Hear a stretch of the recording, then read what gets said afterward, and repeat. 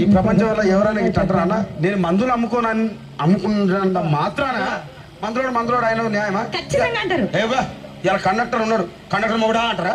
Police ఆయన ఉన్నాడు, police మొగుడా అంటారా? నేను అట్లా ఖచ్చితంగా. ఎందుకంటారు? ఏవో అలా అట్లా అంటే నన్ను కూడా అట్టే అనాలి. కానీ దండం పెడతా ఒక మాత్రం అన్న ఏ మాట? అరే ఏ మాట చెప్పు. మాట మాట మాటి మాటి మాట మాట